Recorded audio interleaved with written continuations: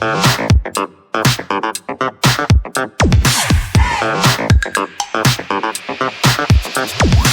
my whole life. My dad's a Number fireman. 207. He's been at Greenwald's for, God, I gotta do the math now. It's been so long. Well, I said I'm 13, so he'll be going on 43 years next year. He's been there, and he's held every pretty much position there in the fire company. He was a fireman, a lieutenant, captain, assistant chief. He was the chief for a few years. On the business side, he was the president, the treasurer, the secretary. He's been the chief engineer for many a years. And then he's a career fireman in the city. In fact, he can retire in April of, is it next year or the year following he's retiring? So it's just kind of in my blood, I guess, to say. I mean, me and him really had a strong connection when we were when I was a kid, and I used to always like going over to the firehouse when I was a kid. I used to like going on fire calls with him when I was a kid before I joined. It's just something I've always enjoyed.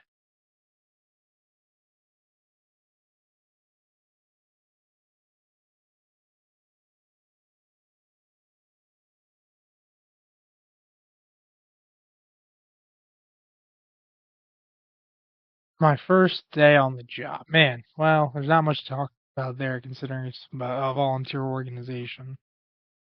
Um, but I mean, it's obviously it's a lot different than a career department. Obviously those guys there, they're around each other all the time. But when I joined, I was 14, so I was a junior. And in PA, they have, just like in most states, a lot of restrictions on what you can do. So I was basically the quote unquote uh, bitch, we'll say, if I'm allowed to use that word. You know, you were always expected to come in on Monday nights when we train and do air pack checks, make sure stuff was good. Um, at one point, make coffee for the older guys. Fire calls was kind of the expected same, change cylinders, get tags from guys going in, throw ladders, do that kind of stuff. Very, very minimal operations, and obviously from there I grew through the organization as I previously stated, but got to do a lot more when I was a junior in training and whatnot, which really helped me prepare for when I turned 18, and I was able to go get my fire one and everything to be a qualified firefighter per the state in the NFPA.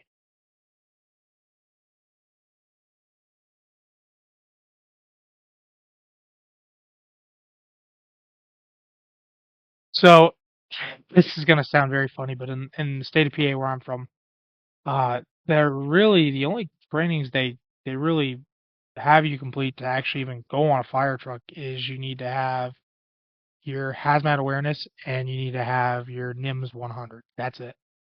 Um, Now for my department where I'm at, whether you've got experience or anything, um, right now, like you come in, you still have to have all those things. But if you have experience, either way, if you have experience, no experience, we still send you through a probationary packet just to make sure you're learning the skills related to our department. But the usual stuff like your fire one, you gotta go get your hazmat ops, you gotta go get. My company runs a rescue truck, so your vehicle rescue tech, and then from there you basically could just branch out into whatever you'd like to do. So I ended up in last year, 2 years ago, I ended up going to get my fire two. This year I took instructor one. I plan on finishing it, and hopefully by next year I can get my officer one and instructor two. So that way the year after that I can go out to the State Fire Academy in Lewistown and get my ZFID.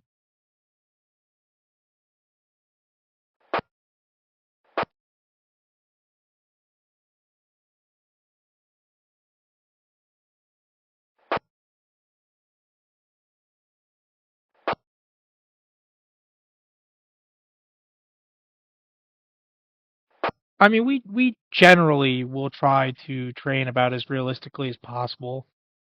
Now, like just last week, I didn't go, but I got the summary of it because I was busy. But they did some forcible entry training. We have a forcible entry door in the firehouse, so guys were able to use that and actually go through some of the more advanced techniques of like going through the lock actually. And then we also have a piece of equipment that we cut the door in half, and you can actually feel what it's like to gap on a door and see how the door bends and whatnot. And then we also have another prop that we have rebar on to simulate window bars. So you got to cut the window bars with either a rotary saw, an angle grinder, whatever you got to use. Um, we do a lot of RIT training, which I'm glad to say that our department hasn't been put to the test yet. Um, Unfortunately, we did have a department in the county that did have to get it put to the test. They did a very good job when they did it. But I mean, we brush up on our skills about as much as possible to make sure that we're ready for whatever. So during the spring and the summer and even like the early fall, we're pulling hose lines, we're hitting hydrants, we're actually getting into the process of moving advancing charged hose lines.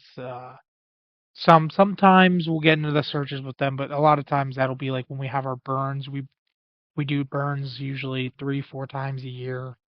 Uh, that's not if you go and like I know Zach, who's a friend of mine. I could go to his department if I wanted to, if I miss a burn, and I could go burn with them. Because generally speaking, we try to have our members have one burn a year, keep their air pack qualification. I mean, it's not a strict rule; it's just something we like to follow. But obviously, people and their schedules. Like my schedule is very hard for me sometimes on a Monday night to get down there. So just is what it is.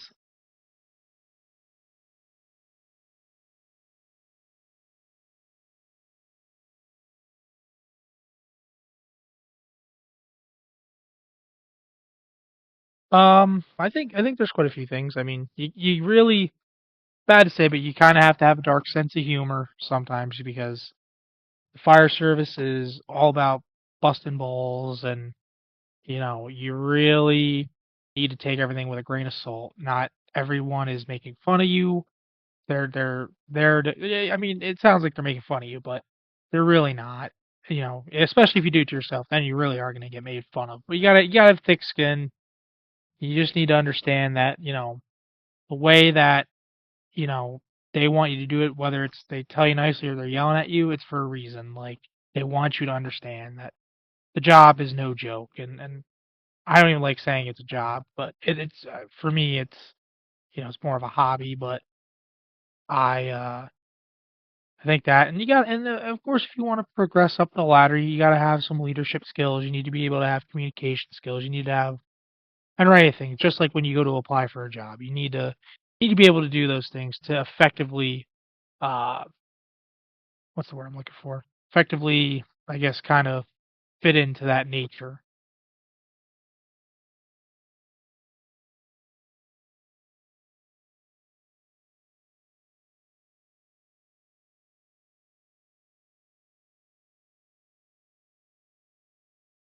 Typical typical day for me is, if I'm being honest, is on a normal day when I'm working, I wake up. I'm up at 5:30 in the morning. I go to work. I start at work at 6:45. Work till 2:45. I'm home by 3:30, and then I pretty much I try to take care of my kids, and I just wait for a call to come in. I don't sometimes maybe if I'm not busy, maybe I'll go down and I'll see what's going on at the firehouse, see if anybody's down there hanging out. Maybe I'll hang out for a little bit, but generally I'm home, just spending time with my family and waiting for the pager to go off. About it.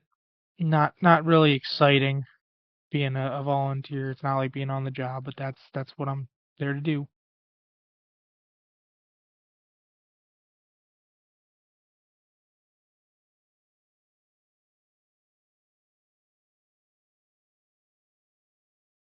Uh, I do not from work. One because it's too far. And generally, 90% of our calls, which people are gonna make fun of, is automatic fire alarms. So I don't leave work for that kind of stuff. But like it's a 20-25 minute ride home from where I work at. There's just no point in doing it at that point. I know, like even when we had the fire in the one municipality close to us, like I didn't even leave. I just like I as much as I want to, it just doesn't make sense. I'm gonna lose money out of it, and unfortunately, my job pays me more than going to a fire call will. So that's I so I will not respond from work. I don't have that luxury.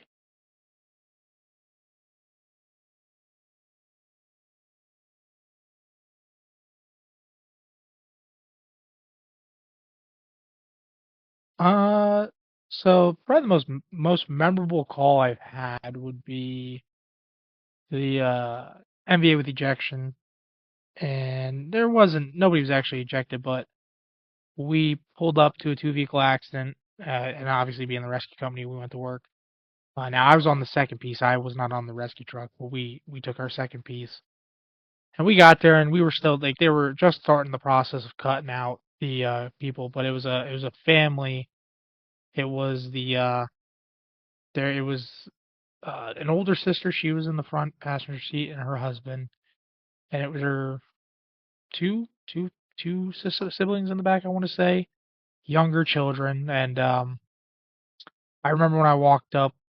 I somehow I don't know how I got to the side where her little sister was on, and as soon as I walked over there, she was in pretty pretty serious condition. I don't want to go too in depth with it, but she was in a rough shape. I mean, we got there, they didn't look like either of them were in seat belts. And unfortunately, their sister, who was in the front seat, passed away from the whiplash effect. She and so she never really had a chance. And I felt bad because I found out actually a few days later my previous partner at the time was actually friends with the girl and knew the family.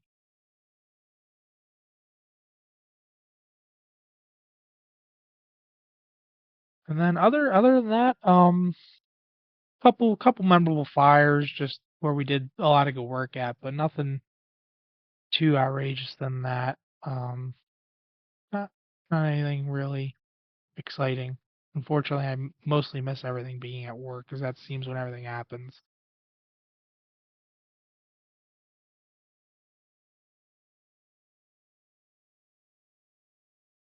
I don't really have one for that. I don't think I've really faced a scary situation yet. Um, Luckily, knock on wood. Hopefully, I don't have to.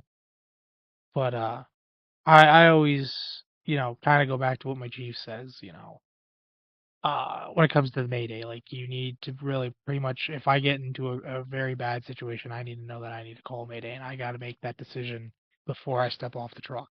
And then that's how it carries into me because I want to be around for my kids for a long time. I'm young yet. I don't want anything to happen and them not have me around. I love them. They're my life.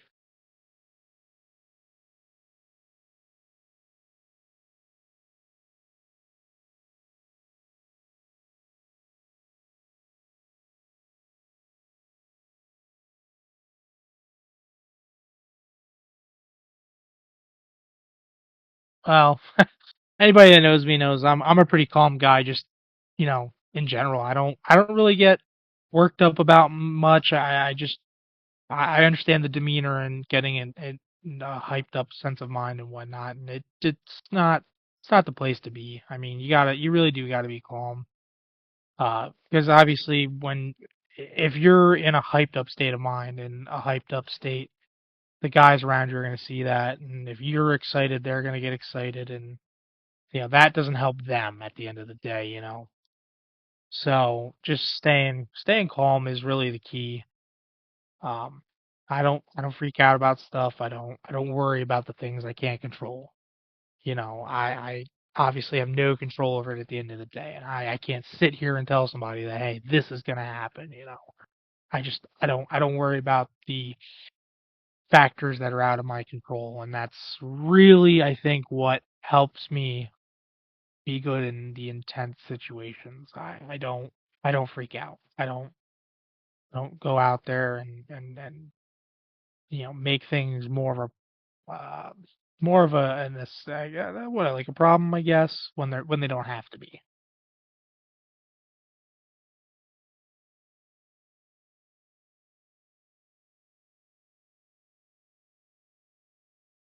Um, just like knowing that I did a good job, and that's really it. I don't really care for any of the other stuff. I'm not here for any of the recognition.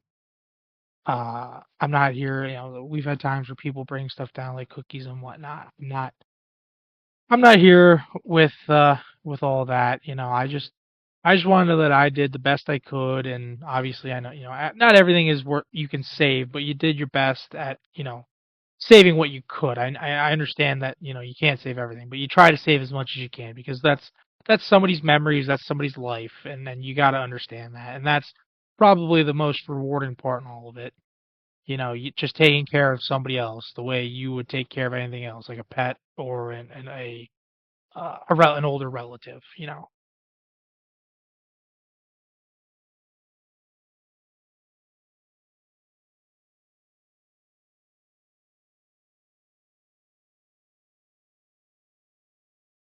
I'm sorry, what was that? The tools that are essential for our work? So obviously, most times structural firefighting gear. We do have rescue coats though when we go do rescues. And then after that, the tools, man. There's so many tools I could tell you. Obviously, if you're on the engine, you got your hose line. If you're on the truck or the rescue company, your hooks, your Halligans, your saws. Um, what else? Obviously, your rescue tools if you're going to a rescue, your scene lighting if you're in the dark. Um, just a multitude of things. Your radio, your hand lights.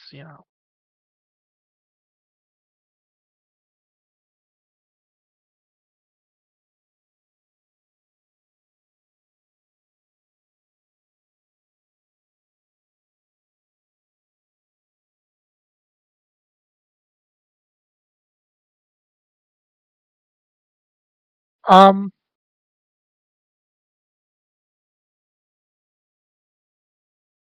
yeah. Um, yeah. So when you're talking about like the EV5 fires, the electrical vehicle fires, there's these blankets that are coming out now, and that's really kind of it. Other than like your battery powered rescue tools that are coming out now, there's a lot of those coming out. Which I know they're still like kind of in the I don't want to say the incipient stage because the battery technology is getting a little better, but they're still not fully there yet.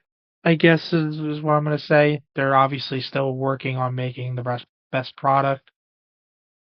But other than that, a lot of the stuff is still very, kind of in that old school mentality. Your hook, like I said, your hooks, your Halligan stuff that is, you know, been around for years.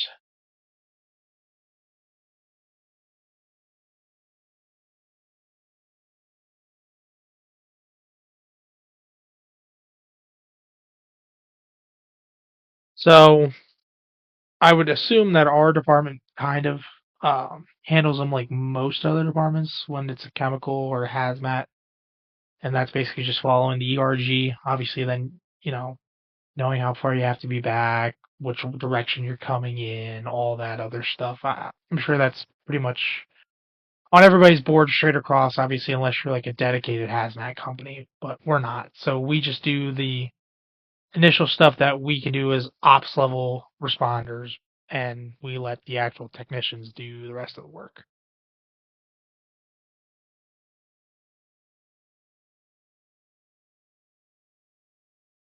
So our hazmat team is actually county run. So uh, they have their own fire. Well, they don't have their own firehouse. They're actually at the jock, but they have their own set of tones and everything, so that they know when there's a hazmat incident, and they know in their. I believe they use Active 911. They have those guys on their own Active 911 and everything that will know when they need to come out for calls and whatnot. And they, like I said, they have a few vehicles. They have a rescue truck that is really a hazmat truck, but they call it rescue because it also helps on. It's not just for hazmat; it does other rescue capabilities and whatnot.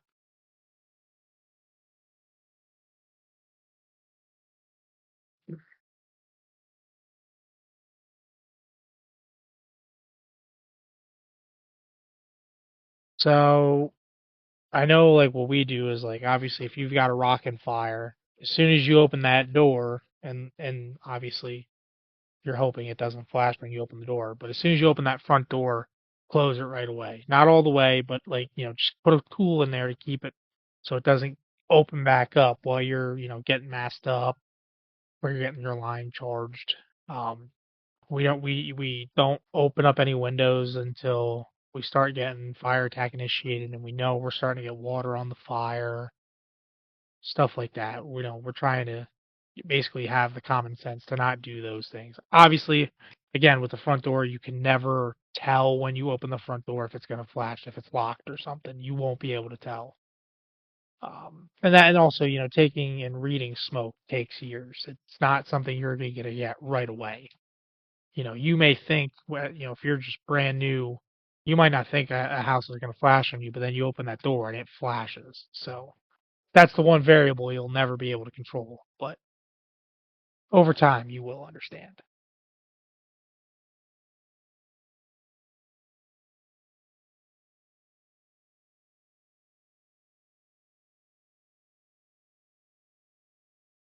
So for that, where I'm at, we call out the fire marshal, and he will come to the scene and check out what everything looks like. And we actually, depending on whose first due it is, we'll probably keep a truck there to help, just like kind of help move stuff around and whatnot. Obviously, you try to take notes as best you can of where things were. They may not be, you know, 100% perfect, but you try to keep it about as best you can. And then once he's determined the fire cause, he'll put it out.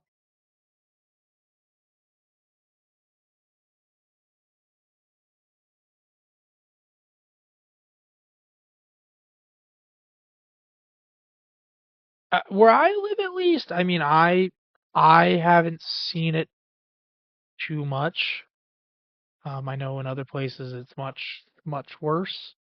However, it seems like a lot of the places we go are very fire safe, and they know all the hazards and the dangers, and they're usually up to their codes and whatnot. So we don't really have that problem here.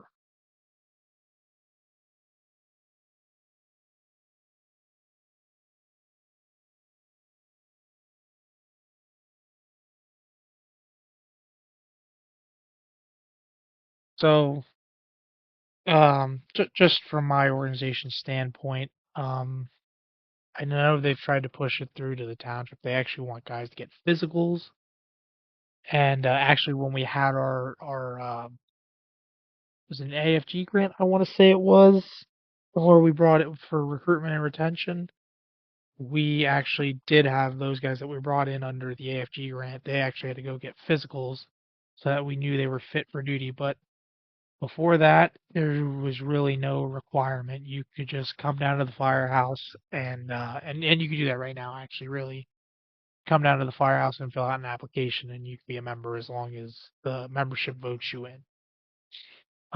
Now, obviously, like your career jobs, you have to have physicals every year, and I don't know what all it entails, but I know like they check your heart, your lungs, stuff like that. Um, so I don't want to speak on the pure side of it since I don't know much of it. I'm sure somebody else will know better. But yeah, we have a lot less, um, I guess, constraints on physical fitness. You know, whereas the more urban and city departments and paid departments, they will.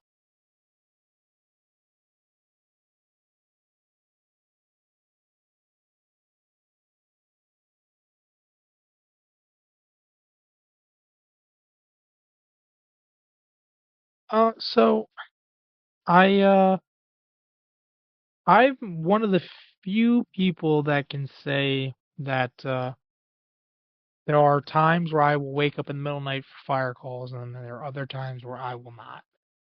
It's just kind of hit or miss if I hear my pager, honestly.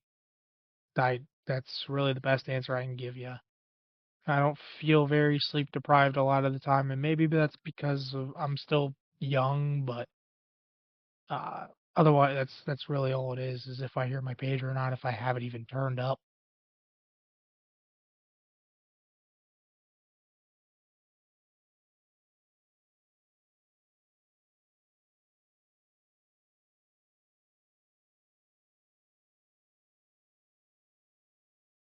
Being around the firehouse, I think it kind of, shows you how to start, behaving like an adult.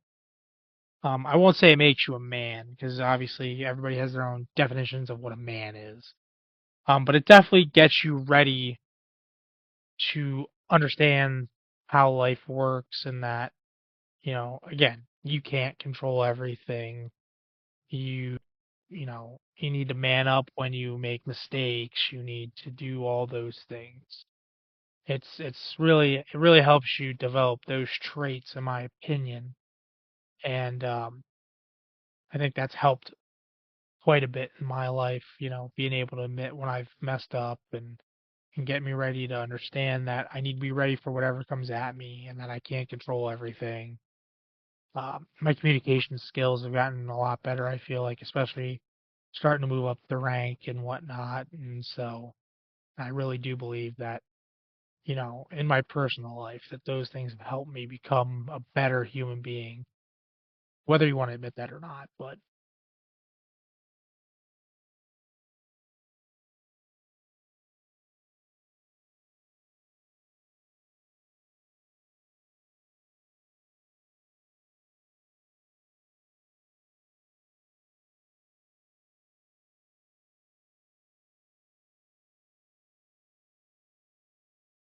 are there any particular habits? Probably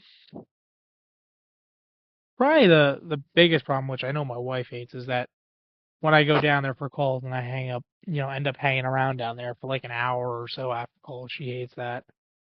But for the most part, I enjoy spending time with the guys. So even like I said earlier, if it's just like a fire alarm, I'll be down. Sometimes I'm down there for an hour after calls, and I know she hates it because obviously she wants help with the kids or it's dinner time and we need to make dinner. But it's probably the worst habit I have, other than not answering my phone. Uh, but obviously I'm on a call, but she still gets mad at me for that too. Go figure.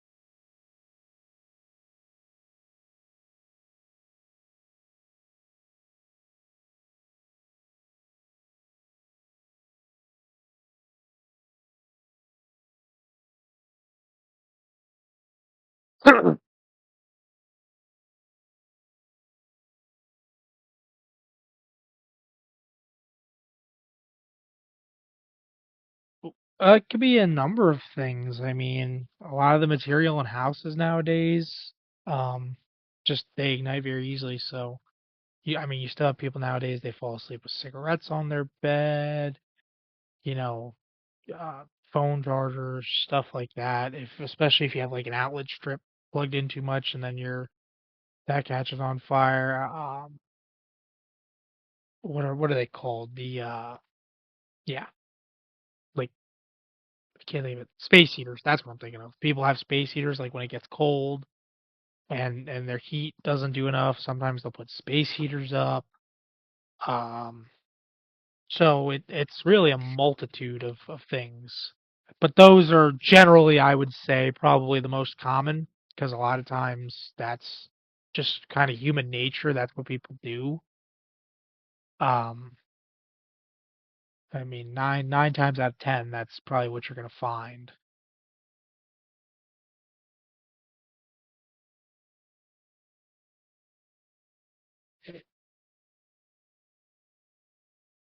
You could obviously, I mean, I've seen people who have fire extinguishers in their house.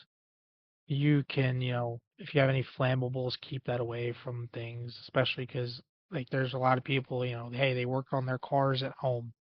Keep your flammable stuff and your oily rags away from each other. Just little stuff like that. Um, just know like what's going to combust with other things or what might ignite a fire with other things. Making sure you're unplugging things where you're not using them, making sure obviously you don't have your space heater in your you know in your house or your room wherever you're having it, making sure that's not near something that could catch something on fire. Things like that. Just general little what people would think are huge things. I'll call them dumb things like that. You could easily, you know, I would say probably create a better fire safety atmosphere that way.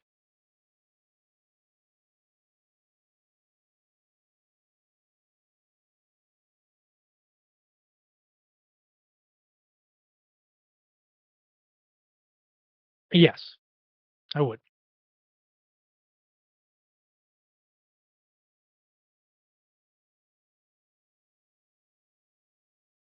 I mean, what is the? I think the code's like every 6 months. I mean, I'm personally, you know, if you want to do 6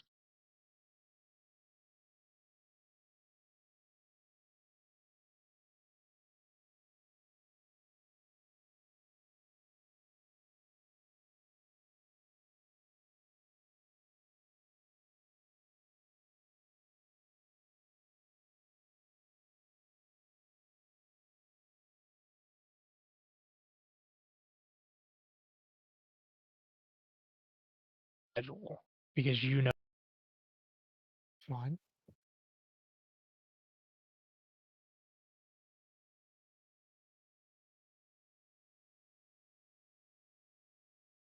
I answered that before we stopped recording.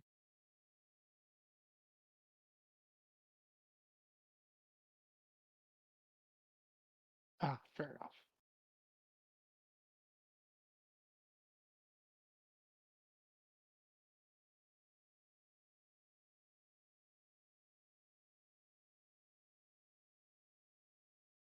We do a fire safety program through the school district. So this year we did 18 different programs because well now this year it was township wide.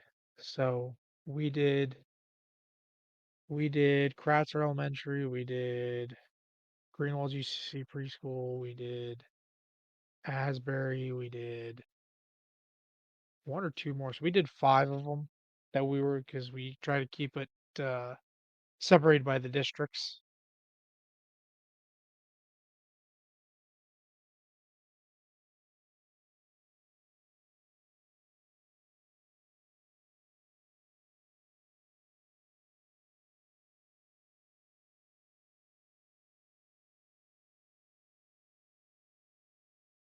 So for each grade, it's different. So for the younger kids, we go there, we talk to them, they get to see the fire truck. Whereas the older kids, more of us just reiterating the fire safety things with them and talking with them, and maybe trying to get them to understand why we do those things.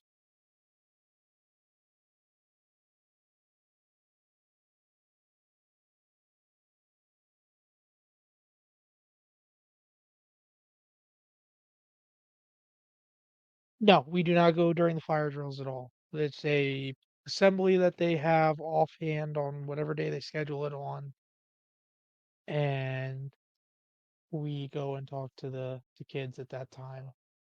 And then, like I said, for the younger kids, they'll get to see the children, or they'll get the children will get to see the trucks, and they actually, for the younger kids, they'll get to see one of the firemen in their structural turnout gear to see what they look like, so they're not scared of them.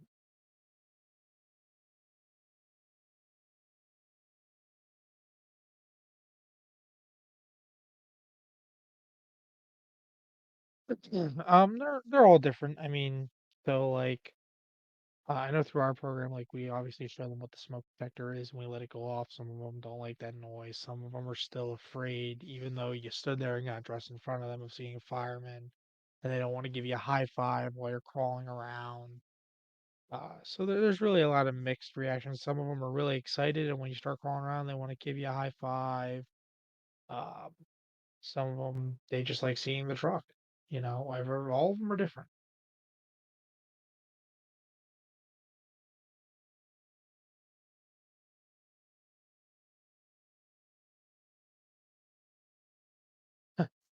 I'm not much of a wildland guy, so I'll just take a stab in the dark on this. But I guess just like making sure you're not in a burn ban like we are right now, at least where I live, and not throwing your if you're walking or hiking, throwing your cigarettes on the ground and letting it smolder and stuff like that.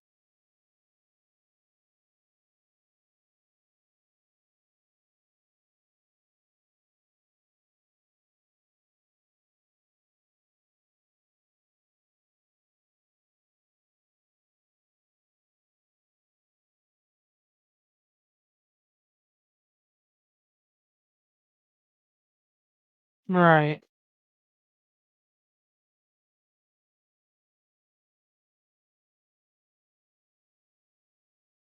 Okay.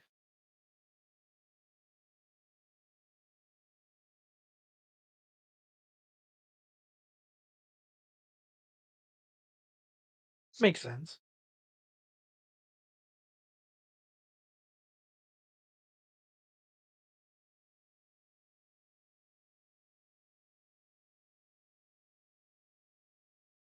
Always have a backup plan because your main plan may not work out.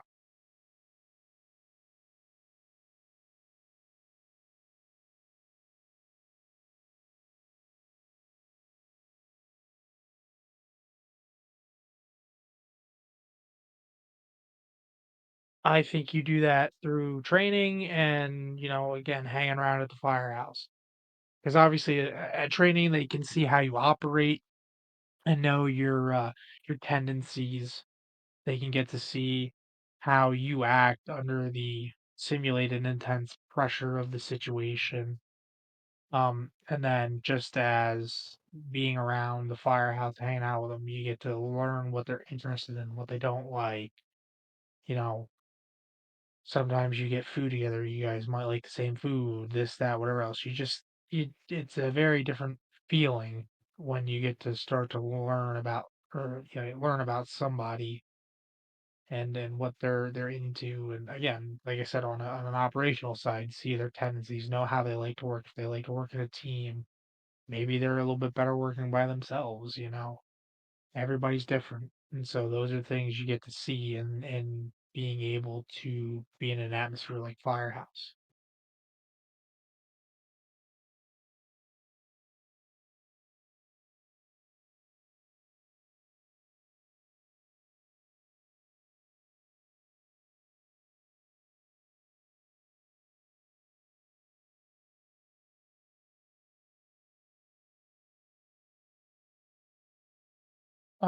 We've had to for weather events, but it was never for like 24 hours. Um, Most we've done here is the few hurricanes that came up this way that still were pretty large in scale that hit us. But like those weren't anything that we couldn't have guys go home. We've had a few snowstorms, but again, not there. That we had guys that were already there. I just couldn't make it there, so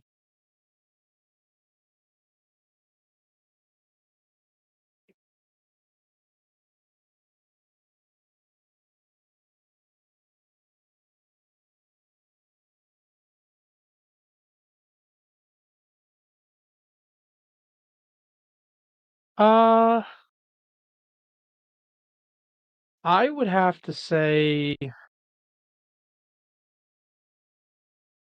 yes and no on that because a lot of my friends that I would consider lifelong friends, I think I made more when I was a bit younger and in school. But there's guys that I met in the firehouse that I'm very cool with. I would hang out with them anytime.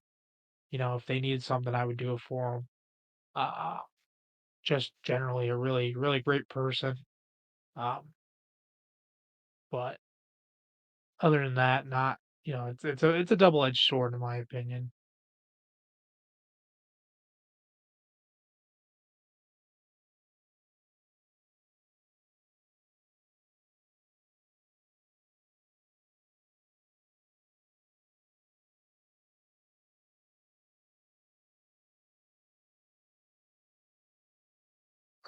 So I try to handle it very differently than some people would, but I try to remain calm and explain to them why maybe we don't do something that way or why it is the way it is.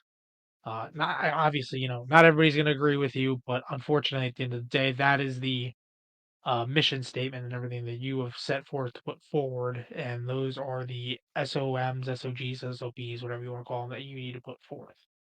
And so that is your job, and yeah, you might not be the best at it, you may not be the worst at it, but you got to do it. And so you gotta understand the guys you're around because some guys they will just argue till the end of time that it shouldn't be this way, and that's just not the way it is. I've had to do that before. I had a guy that complained to me at Rick calls once when I first became a lieutenant, and he's like, "Well, why didn't you stay back and help us get the tools off?" And I said, "Well, you have to understand this is how we operate. The chief that originally arrived on scene first, he never wanted the radio and announced himself as the grid officer. So therefore, I had to, as the boss on the rescue truck, because we take that to Rick calls, I assumed the red officer, and I had to walk up to the incident commander to find out what's going on, and that is the job of that person. And really, it's the job of the guy right in the right front seat, riding the rescue no matter what. So that's the job, and he didn't like the answer, but that's just the way it is. You know, that's what we have set forth, and that is what we do. And so you just you gotta deal with it. You may not like it, but it's the way it is.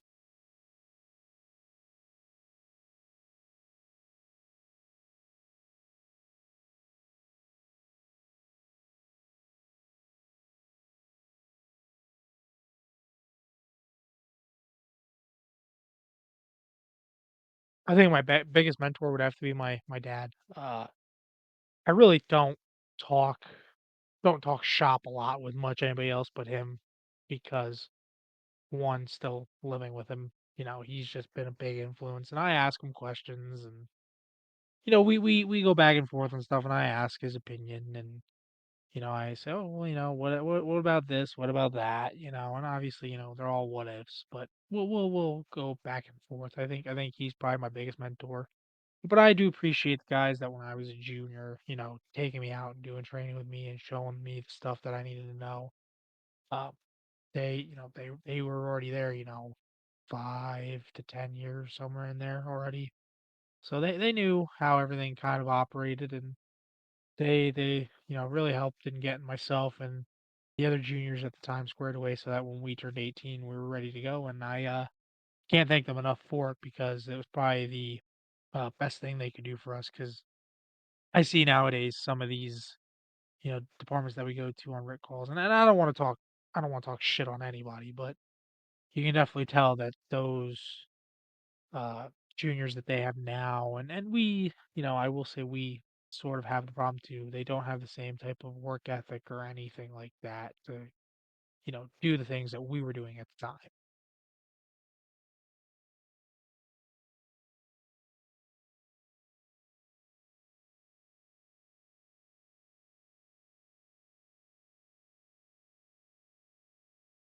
So our departments pretty much, if it's a high rise, we what we like to do is, first engine hopefully will get a supply line if they can. I know it's not always optimal, but they will go to the FTC and charge the FTC right away. And then every truck that comes, at least from our township, other than the aerial, which I'm not 100% sure on, but because I think it does, but I'm not sure. Those guys on the suppression companies, they all bring up high-rise packs, and that's how we fight the fire. And I know one of the things we do, and I don't know if the others do, but I know like the way we train is like if you're the officer, you always go to the floor below to find your room number because if it's whatever it is on the floor below is probably what it is on that floor.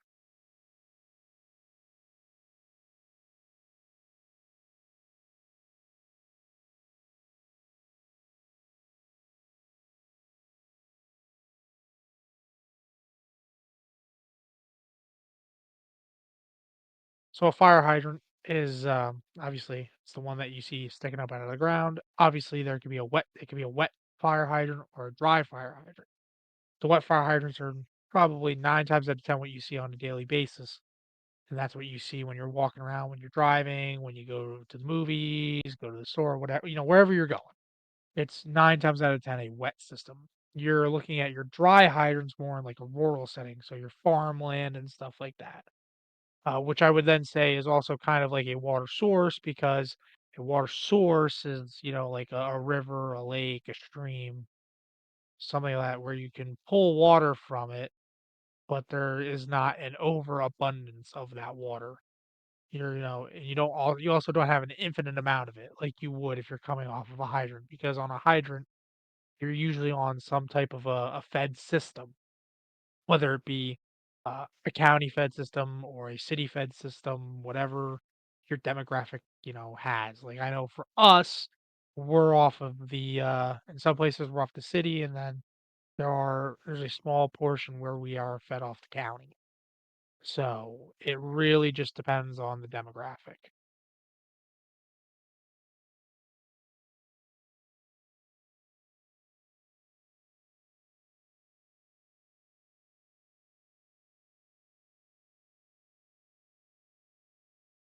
The most challenging would have to be the ones that probably the ones you have to like kind of search for. Like it's on fire, but you don't know where it's at.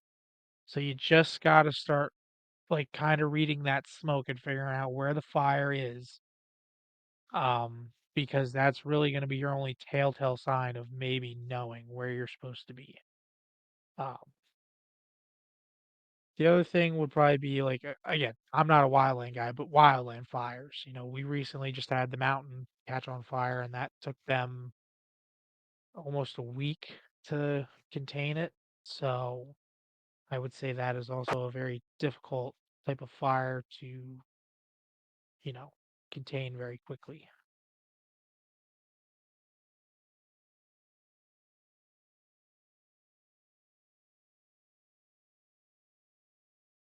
So perfect example, I'll use the mountain fire. That was in Northampton County. However, they called the Lehigh County drone team in, and that was help for them because they could get an overhead view of where the fire had advanced and kind of see the direction of travel the fire is going.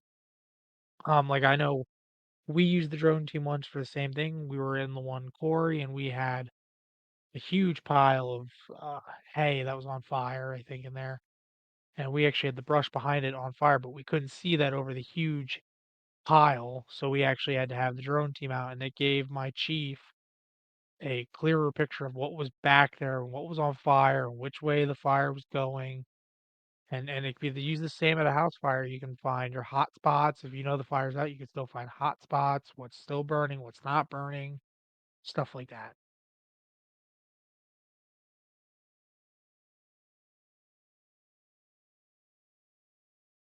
Tanker operations is the way we do it. Um, Especially because a little bit of our first due district, there is a bit of rural to it. So I know for us, like on our box alarms, which I know everybody calls them different, but we call them box alarms. We actually have a separate set of box alarms for a hydrant area and a non-hydrant area. So like on our non-hydrant area, we may get, instead of getting like I don't know, like our second aerial that we have, we might, get an extra tanker or like whatever's on our normal first alarm might get replaced with tankers instead. That way we have that overabundance of water coming as soon as possible, and then we don't have to, you know, come back for it when we're already kind of SOL.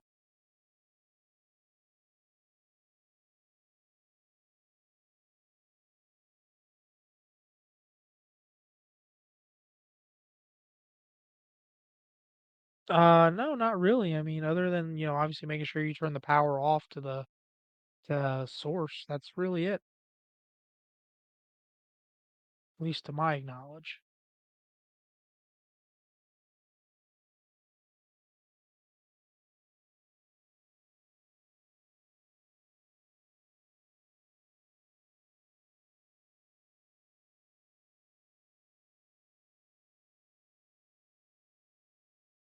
Um, couldn't tell you honestly. I don't know if I really had to make a truly tough decision yet.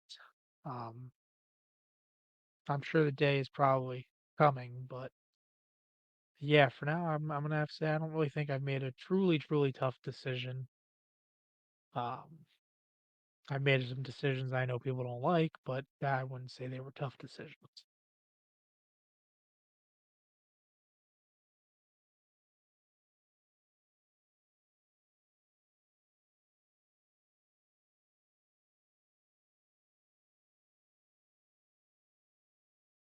I uh, I wish I knew a little more than what I did when I got into it. I definitely wish that because I kind of went into it knowing a little bit, but I wish I would have known more to kind of understand what it all entailed.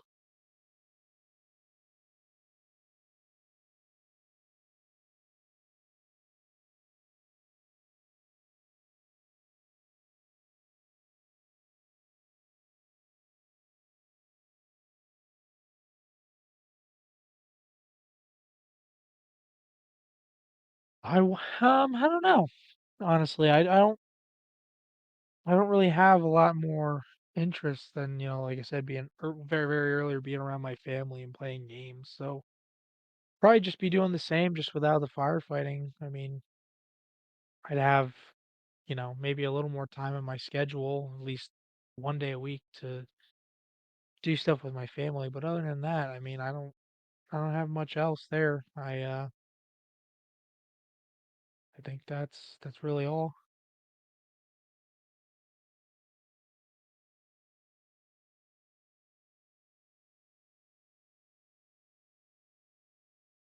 It's all for a show. I know I know guys in my fire department that, you know, they think the same thing. I mean, if anybody would ever do that, that's just it's not right. It's very messed up. I don't know why anybody would want to do that. Um, I disagree with it. Obviously, I know it makes for good entertainment, but it's not the right place.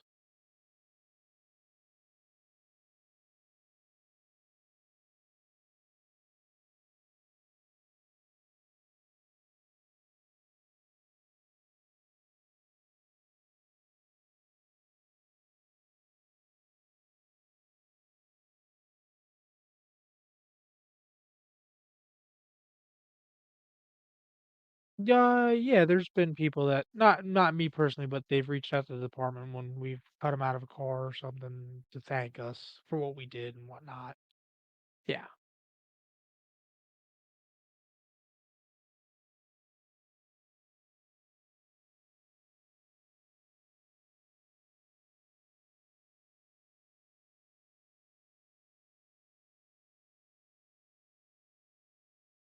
that we're all, people think we're idiots for running into buildings, but not all of us are. There's actually a lot of people that they're actually very smart people outside of being a fireman, and you would, you know, kill to see the jobs that they are probably work, do and have because they're very smart.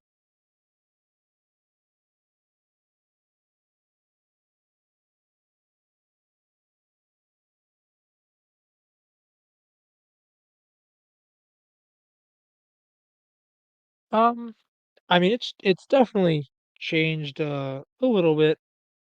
Obviously, you don't. I know for us, we don't do the same things that we were doing 12 years ago.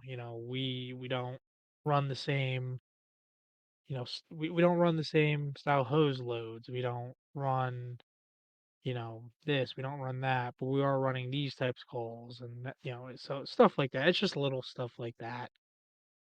Um, nothing too major.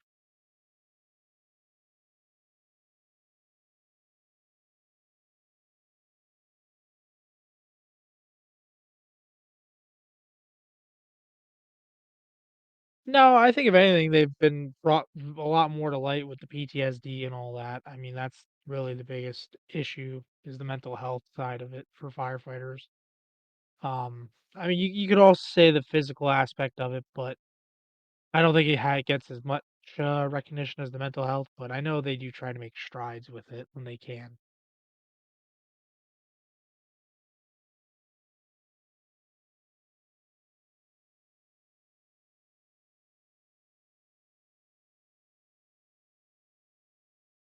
Um, I mean, it definitely impacted us into the fact that we had to change a bit in how we do everything, and people not, obviously wanting you to be in their home because of everything going on and having to wear masks everywhere we went. I mean, we have um, what is it, two or three old folks' homes in our township, so like having to wear them there, 'cause you don't know what you're gonna go into it at the time. They were so susceptible to it and whatnot, so it really changed that. And I don't want to say there was any deception within it, but obviously people were worried and scared with the amount of information that was out at the time and whatnot. So I can't blame them, but I mean, at the end of the day, it is what it is. And you know, if they knew what they knew now, it probably would be a little different. But again, hindsight is always 20/20.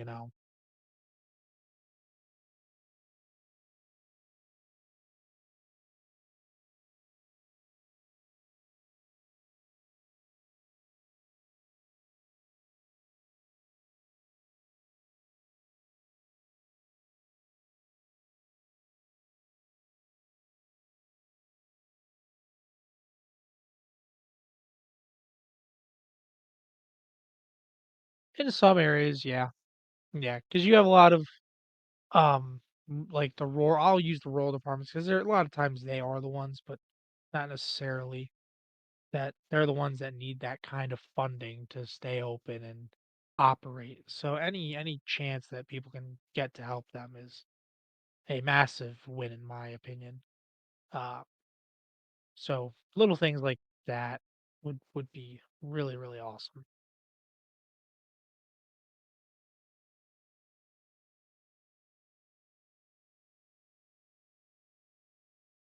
It's the most fun you're gonna have if you really have the ambition to wanna be a fireman. And I know it's not for everybody. Not everybody wants to go into the burning buildings, but if you do, it's the most exhilarating time you'll ever have. It's just the amount of adrenaline you have for it. I mean, I wouldn't change it for the world. I love it. I mean, I know again, my wife probably would say different, but that, just the brotherhood amongst it, you are put to the task with a crew with people of all different backgrounds, and everybody's going to work differently, and everybody's going to have their own strengths and their own weaknesses, but you all work together to get the job done. And at the end of the day, that's really all they're looking for is getting the job done. And if you can do that and accomplish that, then any weaknesses that you may have will be overshadowed by the amount of good strengths and work that you did and put forth.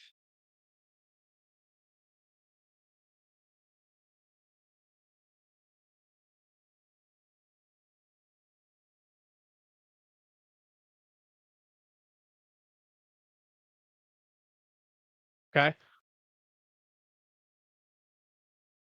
Okay.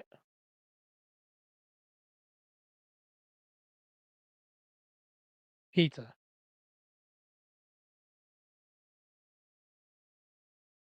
Neither. Nope. No, no coffee, no energy drinks. Strictly water and milk. Nothing.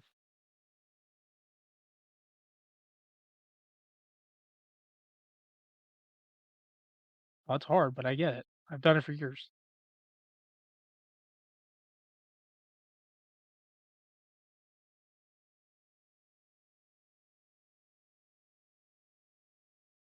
Um, it's a tough one. I don't know. I mean, there's been so many. I mean, I guess you got to go with the original Backdraft.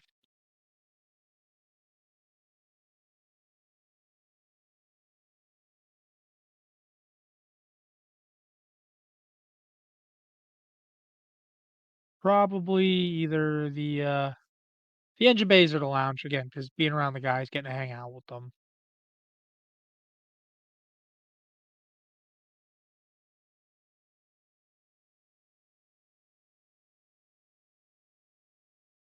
Yeah. So because my dad runs there, everybody calls my dad Big Mike, and then I'm Mikey.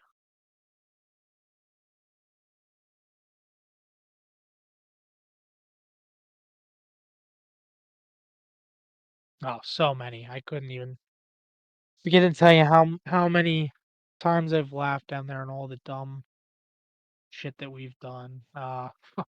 Multitude of things.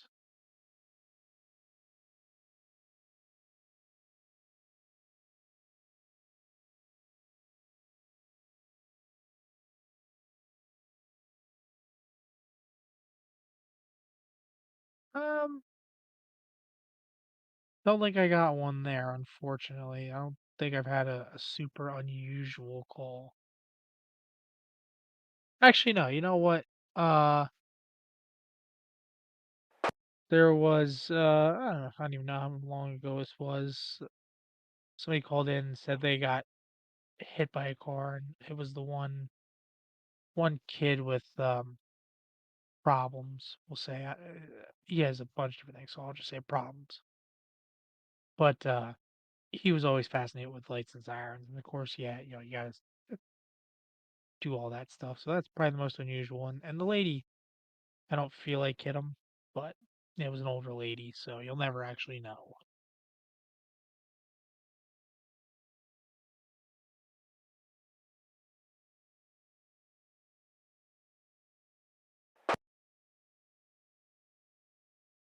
I always carry wire cutters on me.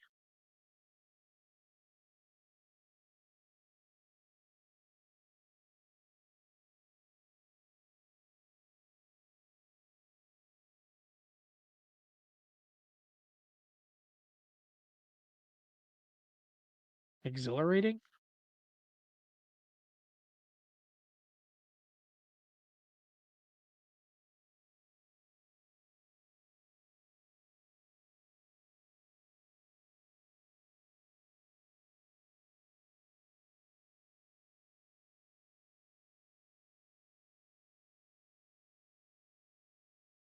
Yeah, I don't know.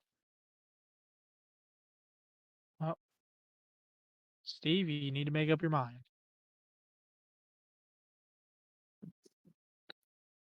I was just letting you know I'm still here. Oh, thanks, Steve. You're welcome. I listened to the whole thing, other than when I had to go to the Shocking. bathroom. Well, that's fair. Just stayed here driving my trucks. Figured.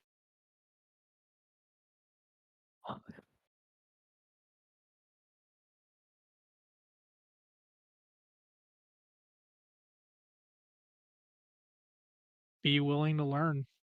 That's the only way you're gonna get better at the craft. You just gotta keep learning, man. You can't think you can just be a one trick pony. That's not how it's gonna work. You gotta be able to adapt and overcome whatever your situation is that you get into, and that's where you fall back on your training and what you know and what you've learned. If you don't know it, you're not and you didn't learn it, you're probably not gonna know what to do.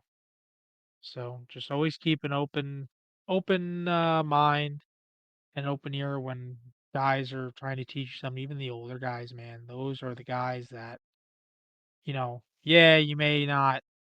like some of the things that they want for the department, but you know what? They put in their time, and those are the guys. They've been to hundreds of fires, and they'll probably be to more fires than I'll ever be to.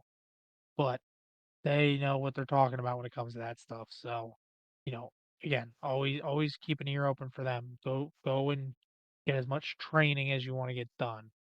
Because again, you never rise to the occasion. You only fall down or fall back to the level of your training. So don't don't ever think that, you've trained enough because you haven't.